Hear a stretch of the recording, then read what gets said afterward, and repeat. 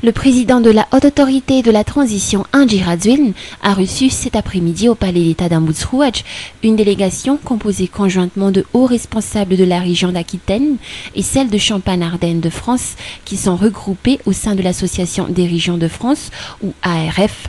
L'entretien entre les deux parties a duré plus d'un tour d'horloge et s'est rapporté au raffermissement des relations de coopération entre les deux régions dont il s'agit en particulier et de toutes les autres de France en général avec Madagascar. L'ambassadeur de France, Jean-Marc Chataignier, ainsi que Philippe Georget, conseiller en coopération et action culturelle à l'ambassade de France, ont été présents à cette réunion, tandis que le ministre de l'Aménagement du Territoire et de la Décentralisation, en la personne de Azu Andiananarvelu, a assisté le président de la Haute Autorité de la Transition durant cet entretien. Par ailleurs, des journalistes de France 3 Aquitaine, de la République des Pyrénées et de TV7 ont également accompagné cette délégation française pour couvrir cet événement.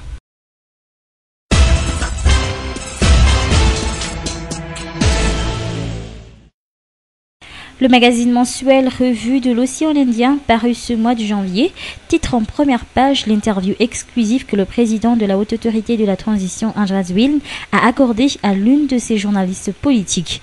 Dans son ensemble, l'entretien s'est focalisé sur les 2 ans d'existence de la transition. Presque chaque point important de la situation politique actuelle est revu en détail dans cette interview. À la une du magazine, par exemple, la rédaction a choisi de parler de la candidature encore incertaine du président Andry Rajoelina à la présidentielle. S'il a déjà apporté une réponse à cette question à un Dutapénac la semaine dernière, le chef de l'État a choisi de s'étaler un peu plus sur le sujet dans la revue de l'Océan Indien. La journaliste de la ROI lui pose la question: la sempiternelle question de votre éventuelle candidature à la prochaine présidentielle demeure sans réponse. Allez-vous encore faire durer le suspense ou n'est-il pas temps de vous exprimer franchement sur cette question? Et le président de la HAT lui répond: je voudrais d'abord revenir sur le contexte qui m'avait amené à déclarer au mois de mai dernier que je n'allais pas me présenter à la prochaine présidentielle. Le 9 avril 2009, nous avons signé l'accord de Maputo. Août, septembre, octobre, novembre, décembre, janvier, février, mars, avril, mai, soit 9 mois plus tard, on n'a pas pu mettre en place le gouvernement de transition. Je ne veux plus revenir sur les raisons. Les pressions de la communauté internationale pesaient lourdement. J'ai alors appelé plusieurs chefs d'État africains et européens. J'ai discuté avec l'ensemble de la communauté internationale, dont l'Union africaine et la COI. Je leur ai expliqué qu'il était de mon devoir de trouver une issue. Ils m'ont donc proposé de démissionner avec possibilité de me présenter à la prochaine présidentielle. À cette époque, cette seconde proposition me paraissait difficile car je redoutais qu'une telle situation allait encore replonger le pays dans une période d'incertitude, voire même de chaos. Puis, ils ont par la suite avancé. La troisième et dernière solution qu'on vous propose, c'est que vous ne vous portez pas candidat et que vous gérez la transition avec votre équipe actuelle. Je leur ai répondu: quelle garantie allez-vous m'offrir? Ils ont dit: en contrepartie, nous vous épaulerons dans l'organisation des élections, vous aurez les aides nécessaires et la reconnaissance internationale. Ainsi, la communauté internationale aurait failli à sa parole.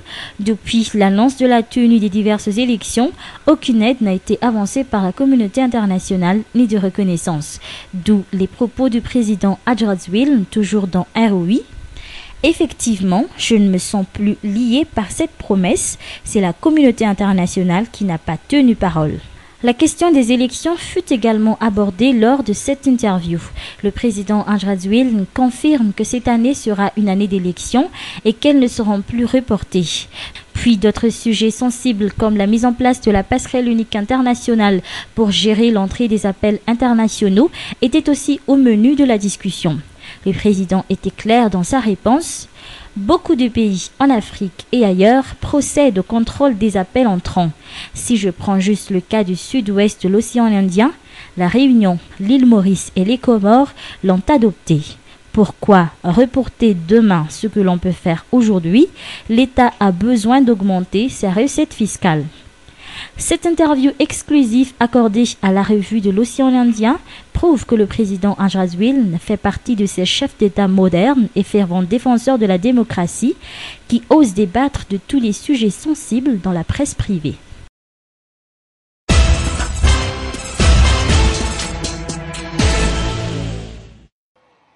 Le procès d'un des leaders des trois mouvances en la personne de Fetsan Engineering et consorts est renvoyé à la date du 8 février prochain. Prévu se tenir ce jour au palais de justice d'Anous, ce procès, très attendu tant par les trois mouvances que par les observateurs de la vie nationale, n'aura pas finalement lieu qu'après plus d'une semaine. Les partisans des trois mouvances sont venus sur les lieux ce matin avec l'espoir de revoir les Fetsan et autres Afla et le pasteur Édouard, ces derniers qui n'étaient pas visibles à Anous lors de ce rendez-vous. De leur côté, les forces armées ont quadrillé le palais d'Anous afin d'éviter tout débordement, mais cela n'a pas empêché les partisans des trois mouvances de clamer haut et fort, banderole à l'appui, la libération de ces politiciens. D'ailleurs, de fortes rumeurs ont été entendues depuis hier que la Latine Ravlulman, qui est actuellement à la tête du comité de solidarité pour la libération de Fetsan Rakut Engineering et des prisonniers politiques, aurait prévu des manifestations ce jour à Anous, mais rien n'y fit. Elle n'était même pas venue sur les lieux. D'après les explications de maître Anne Chazaf Manansou, avocate de Fetsan et consorts, une autre demande de liberté provisoire pour ses clients ne serait pas encore prévue pour le moment. Rappelons que ces trois politiciens sont accusés d'atteinte à la sûreté intérieure de l'État, d'avoir organisé des attroupements sans autorisation et d'avoir causé la destruction de biens d'autrui. Ils sont en prison depuis le mois de novembre 2010. Leur avocate a déjà déposé 5 demandes de liberté provisoire en décembre sans avoir obtenu satisfaction de la part de la justice. Actuellement, ces prisonniers politiques sont encore détenus à la prison d'Abat-Lampi en attente de leur procès qui se tiendra donc le 8 février 2011.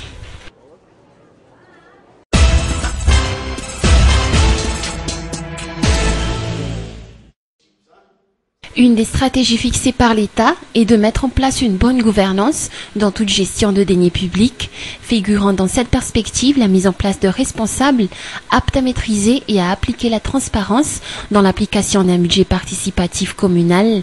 À cet effet, à l'issue d'une coopération entre des experts issus du programme SA, de la coopération suisse, de certains responsables au niveau du Fonds de développement local ou FDL, ainsi que de certains experts au niveau du ministère de l'Aménagement du territoire et de la décentralisation, une formation est délivrée à 90 responsables issus de 45 associations en vue de faire connaître et de mieux appliquer ce budget participatif au sein de 50 communes qui ont manifesté leur volonté de faire appliquer cette nouvelle mode de gestion. Mais bien avant l'application effective, une séance de formation leur est délivrée durant 4 jours à un PFLOU, une formation initiée par les acteurs concernés. À l'issue de la formation, ces nouveaux responsables joueront un rôle de facilitateur dans la mise en place et l'application de ce budget participatif. Rappelant que des projets ont déjà été initiés dans une dizaine de communes et le taux de réussite a été excellent, a souligné le directeur général du Fonds de développement local. L'on a pu également noter une hausse de l'effectif des imposables.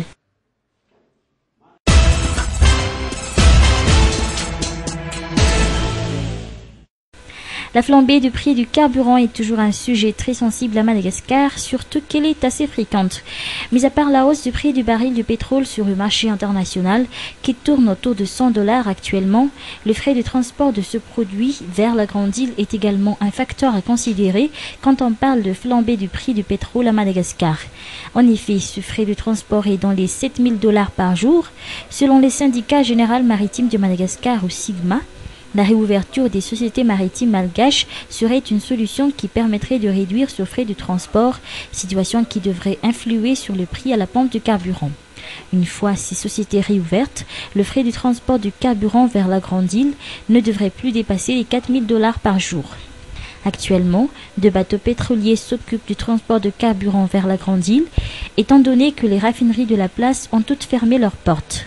Par ailleurs, le contrôle de stock de carburant chez les compagnies pétrolières de la place devrait également être renforcé pour éviter toute tentative de spéculation.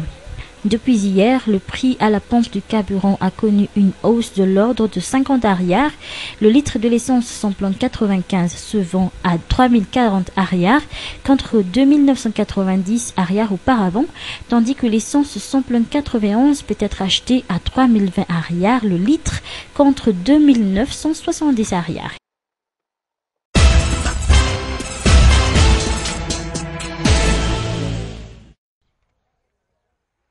Si le taux de précipitation reste stationnaire, la tombée de pluie ne nuira pas à la récolte, ont manifesté certains paysans œuvrant dans les périphéries de la capitale.